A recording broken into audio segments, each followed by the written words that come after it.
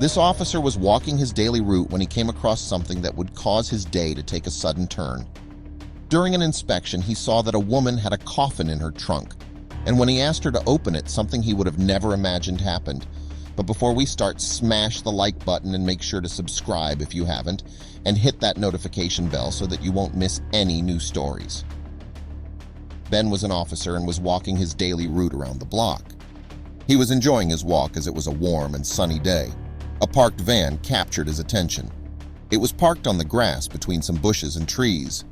Ben looked around for some sign of activity, but no one was around. Ben decided to look closer, not knowing his day would take a surprising turn. He approached the van from the side, so he changed direction. Ben was surprised to find out the driver was a woman, who was heavily startled by his sudden appearance. Ben asked her to roll down the window and hand over her registration.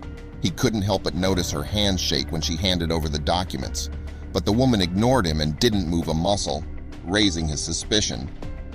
His eyes rested on something that lay in the back of the van. There was no mistaking it. It was a coffin. The woman didn't react and sheepishly stared through the front window like he wasn't there. He opened the driver's door and demanded her to come out of the vehicle and follow him to the back. After ensuring nobody was around, he asked her to open the coffin. He quickly opened it, but was shocked when he looked inside. The casket was completely empty. He wanted to berate the woman with questions, but couldn't. He was speechless. Ben looked at the woman with a puzzled look, but to his surprise, she wasn't interested in the coffin and was looking around again. Contemplating what to do, he stepped inside the van to take a closer look. What was going on? Why was this woman suddenly crying? Did she think he found something that would send her to jail?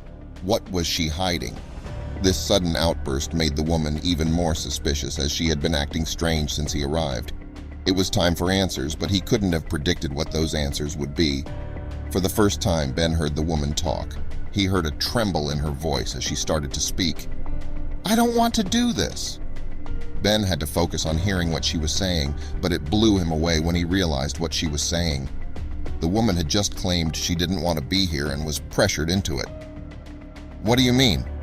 Stephanie had been extremely nervous and worried ever since the police officer had arrived. She hadn't signed up for this. What was she going to do? Eventually, she couldn't hold it in anymore and burst into tears. She had to come clean. "They threatened me and my daughter. I had to do this."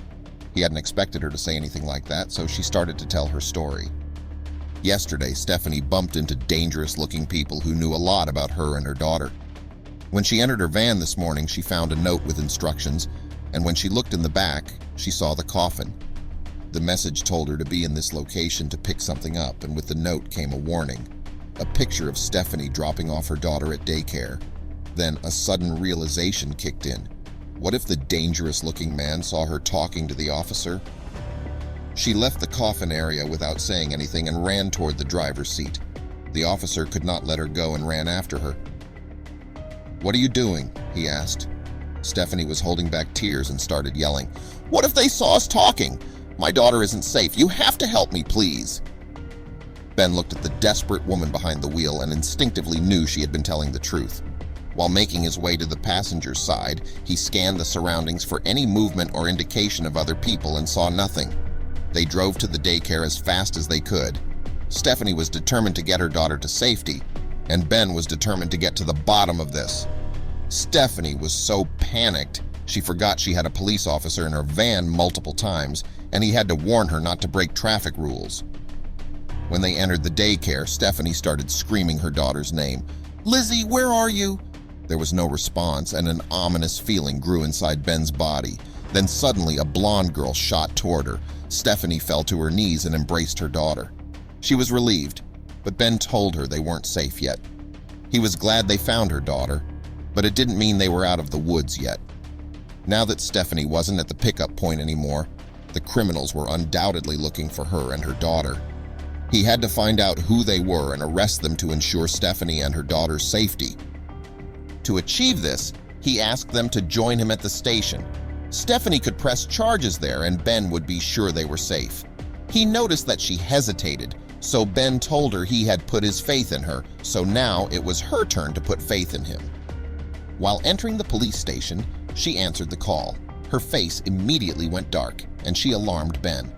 "How did they get my number?" Stephanie whispered. Ben, take the phone from Stephanie and put it on speaker. I saw you with that police officer. That was a mistake. We know where to find you, a distorted voice said. It looked as if all of Stephanie's hope had faded, but Ben kept his hopes up. Leave me alone, Stephanie suddenly screamed as she tried to take back her phone. Ben managed to keep her from ending the call as he had just thought of something. He tried to calm Stephanie down without making a sound, as he didn't want to alert the criminals on the phone he was there. Ben had just realized this phone call could help them catch these people. They would be able to pinpoint the location the person was calling from if they stayed on the call for long enough. Meanwhile, the voice had responded again, but neither had heard what he said. What? Stephanie asked. To their surprise, this worked as the person repeated what he had said. As quickly as possible, they made their way over to the tech department while Stephanie tried her best to keep the person on the call. She begged and pleaded, hoping they would leave her and her daughter alone. Her tactics had worked as the person didn't hang up the call, which gave the tech department more than enough time to pinpoint their location. Ben complimented her excellent work, wrote down the place, and went on his way. Ben was the first one to arrive and scanned the surroundings. It was a big warehouse at the harbor. Moments later, the police force had set up a perimeter, covering every possible exit route out of the building. When everyone was ready, Ben took the lead and approached the building. He silently checked the doors and made his way around. When he was almost finished with his round, he saw a window he could access via a container. He climbed on top of it and peeked inside, curious about what he might see. The building was filled with big wooden crates that were shipped in containers. A group of 7 men stood around an open crate in the middle. Inside was a coffin which they had opened and were stuffing inside. So that's what they used the coffin for. They were smuggling things out of the country. Having seen enough, Ben notified the police force and got everyone ready. On his count, they entered the warehouse and surprised the criminals inside. It didn't take long for them to surrender and get arrested. It all went over quickly and without a problem until Ben saw movement in the back. All 7 men were arrested and prosecuted for smuggling illegal goods and threatening people into smuggling for them. After it was all over, he stayed in touch with Stephanie, who tried to get her life back.